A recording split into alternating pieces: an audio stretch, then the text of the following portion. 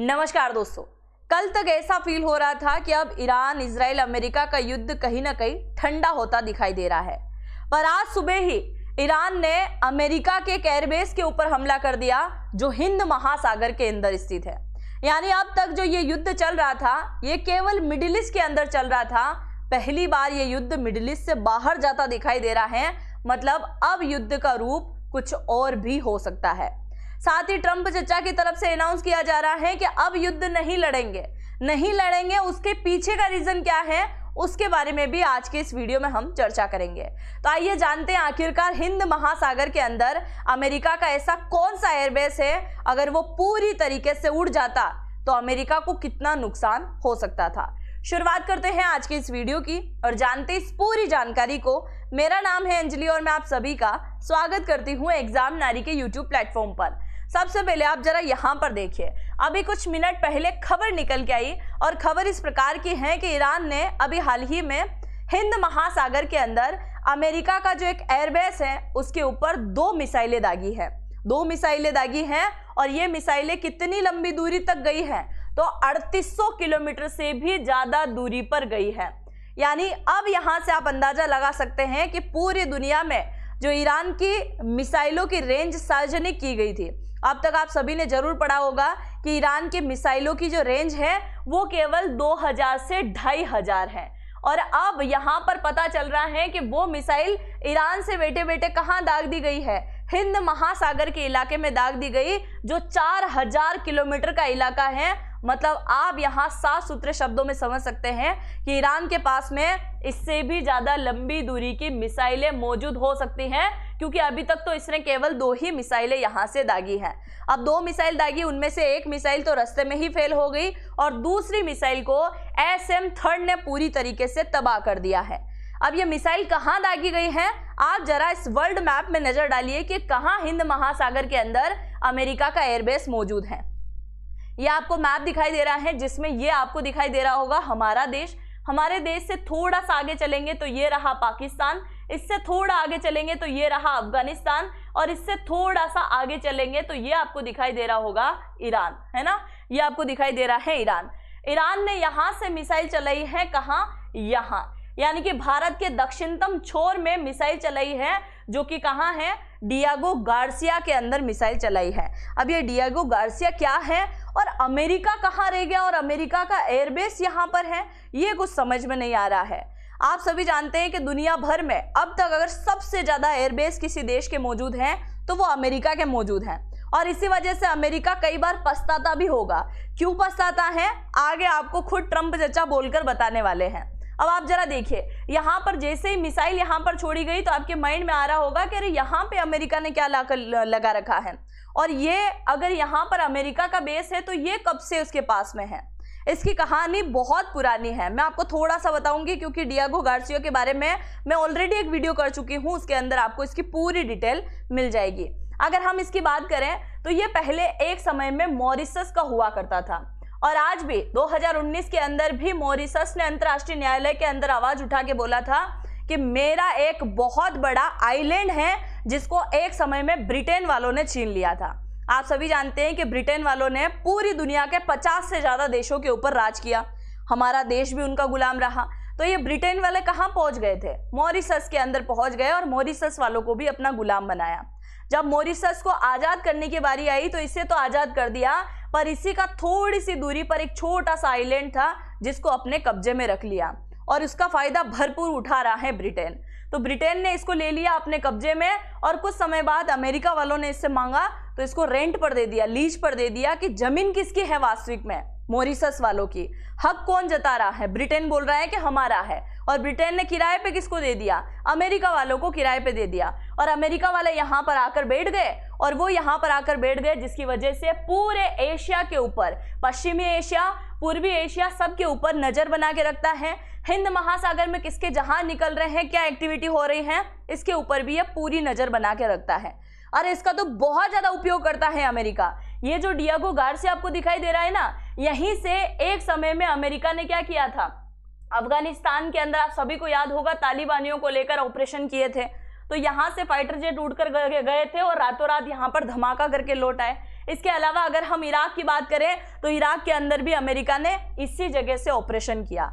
और अभी जो युद्ध चल रहा है उसमें अमेरिका अपने B-2 बॉम्बर को जब धमाका करने के लिए, बंकर बस्टर बम को गिराने के लिए भेजता है ना, तो यहीं से भेजता है। मतलब अमेरिका किसी भी देश के साथ में युद्ध लड़ा जाए, उन देशों के आसपास उसके बेस बने हुए हैं, वहीं से युद्ध लड़ता है, सीधा इफेक्ट इसका अमेरिका के अंदर नहीं जाता है। तो आपको ये समझ में आ गया होगा कि ये अमेरिका के लिए इंपॉर्टेंट है और ब्रिटेन वालों के लिए भी बड़ा ज़्यादा इंपॉर्टेंट है।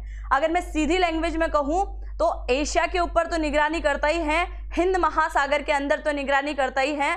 कुल मिलाकर अमेरिका की आधी ताकत यहाँ पर बैठी हुई है, क्योंकि अमेरिका का बहुत बड़ा सैन्य अड्डा यहाँ पर मौजूद है।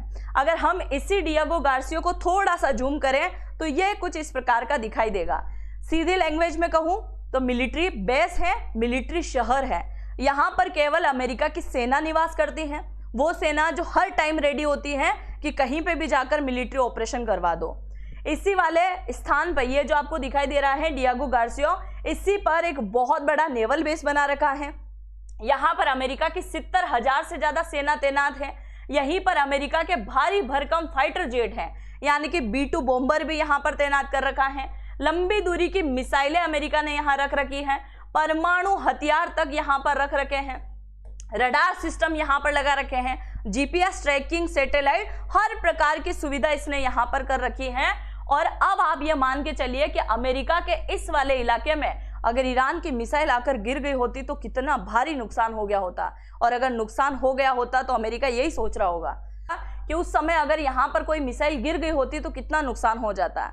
मतलब अब ये हम मान सकते हैं कि अमेरिका अगर गुस्से में आ जाए तो एक बहुत बड़ा हमला कर सकता है ईरान के ऊपर, क्योंकि इधर ईरान झुकने को रेडी नहीं है। इजराइल बार बार बोल रहा है कि सामने वाला दुश्मन हार रहा है, हम जीत रहे हैं, बल्कि ऐसा कुछ नहीं है। ईरान भी अपनी बयानबाजी दे रहा है, इजराइल भी अपनी बयानबाजी दे रहा है, और ट्रंप चचा का तो अलग ही लेवल है, वो अलग ही लेवल का बंदा था, है कि नहीं। तो ये बात आप बहुत अच्छे से यहाँ पर समझ सकते हैं कि अमेरिका अगर यहाँ पर नुकसान हो जाता तो बहुत बड़े तरीके से यहाँ पर जवाब देने के लिए रेडी हो सकता था। और हालांकि मान सकते हैं कि यहाँ पर हमला करने की कोशिश करी, इसलिए अमेरिका जवाब देने की तैयारी कर रहा होगा। क्योंकि अब तक आप सभी ने देखा है कि ईरान ने हमला कर दिया कहाँ पर, इराक वाले इलाके में, बहरीन इलाके में, कतर वाले इलाके में, सऊदी वाले में, UAE वाले इलाके में। इन सब इलाके में लगभग लड़ाई चल रही है। इजराइल की तरफ भी वार कर रहा है, सब तरफ लड़ाई चल रही है।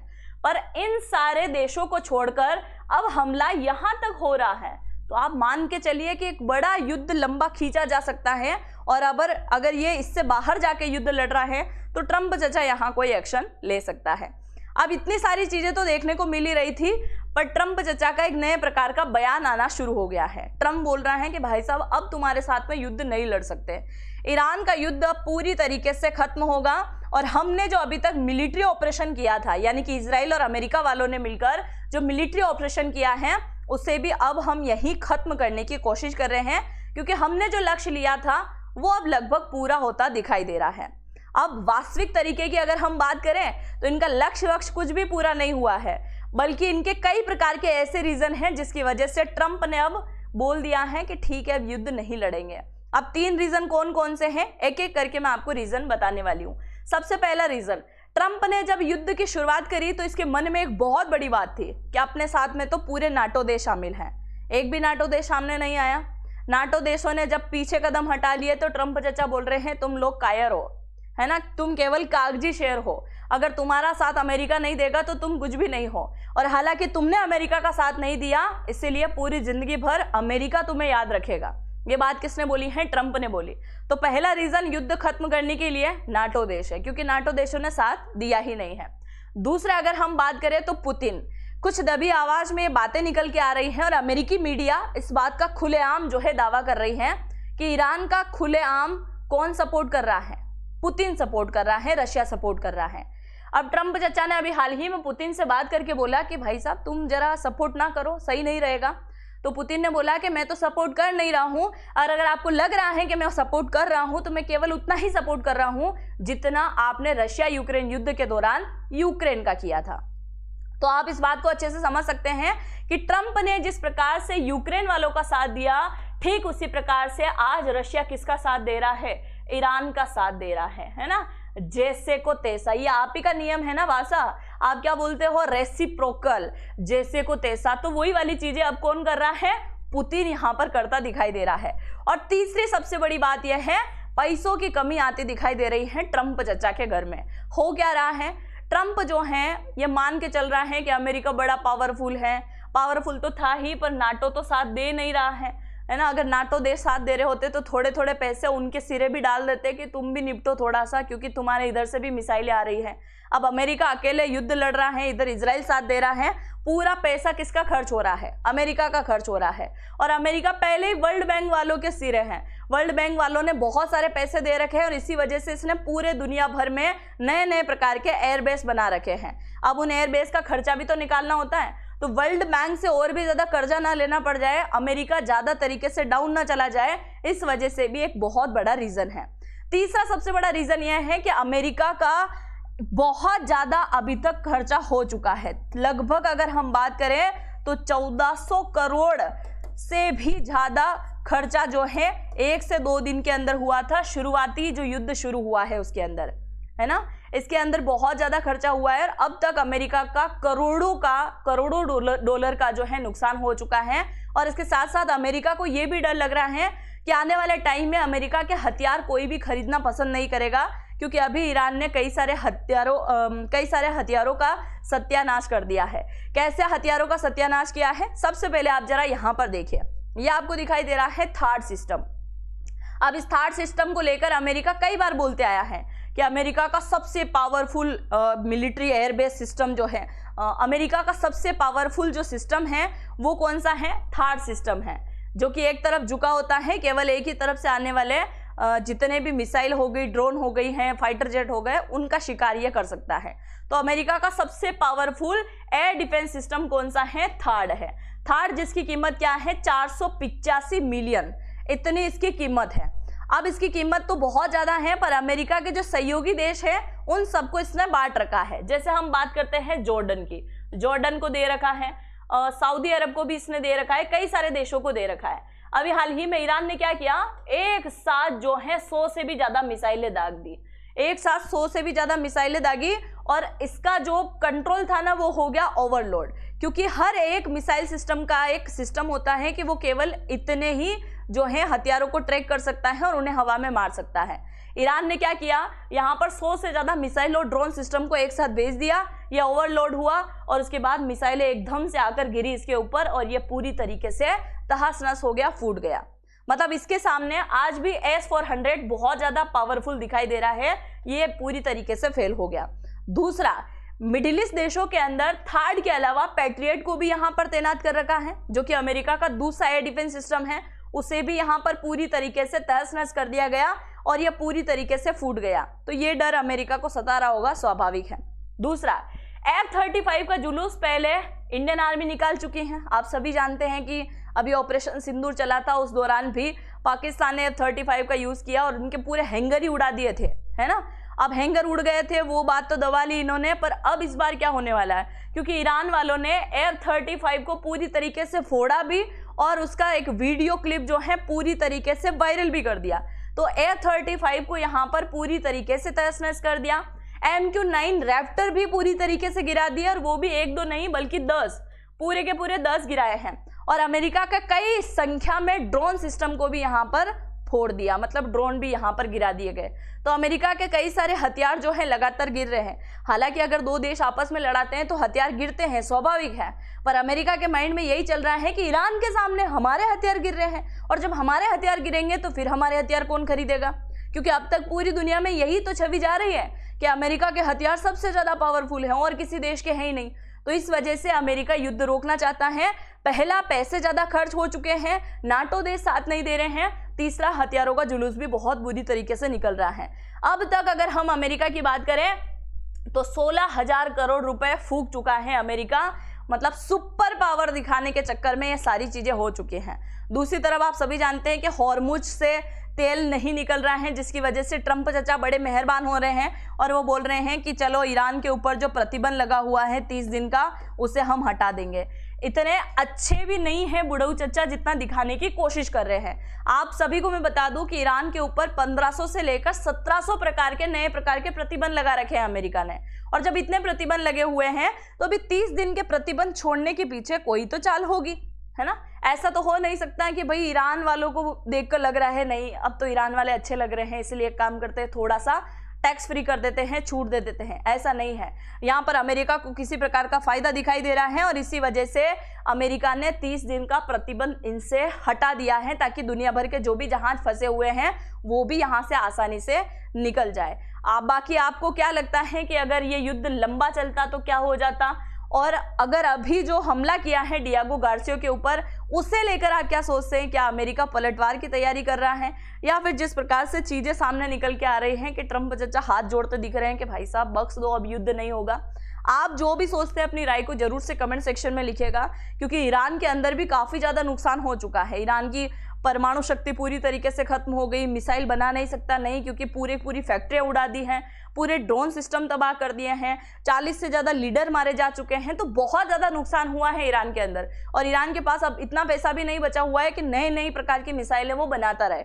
हालांकि अगर दूसरे देश रशिया चाइना उसकी मदद करने के लिए आ जाए, इधर भारत मेडिकल उपकरण तो भेज ही रहा है, अगर भारत भी मदद करने के लिए चला जाए तो कुछ और हो सकता है। हालांकि भारत करेगा नहीं, है ना। बाकी आप जो भी सोचते हैं अपनी राय को जरूर से कमेंट सेक्शन में लिखिएगा कि युद्ध लंबा चलेगा या फिर समाप्त हो जाएगा। चैनल पर पहली बार आए हैं तो सब्सक्राइब भी जरूर से कर दीजिएगा। अगर आप जनरेटिव एआई को सीखना चाहते हैं तो इसी वीडियो के कमेंट सेक्शन में पहला कमेंट मैंने पिन कर रखा है एग्जाम नारी के नाम से, उस पर जाके टैप कीजिएगा, full name, email ID, phone number डालने के बाद सेंड ओटीपी पर क्लिक करेंगे। उसके बाद जो ओटीपी आएंगे वो डालने हैं और डिस्काउंट प्राप्त करने के लिए नारी 100 कोड का आपको यहाँ पर इस्तेमाल करना होगा। तो आई होप मेरे द्वारा दी गई जानकारी आपको समझ में आई होगी। ये वीडियो अपने दोस्तों के साथ में जरूर से साझा कीजिएगा। चैनल पर पहली बार आए हैं तो सब्सक्राइब भी जरूर से कर दीजिएगा और आपका कमेंट जरूर से कीजिएगा। मिलते हैं नेक्स्ट वीडियो में। जय हिंद, जय भारत।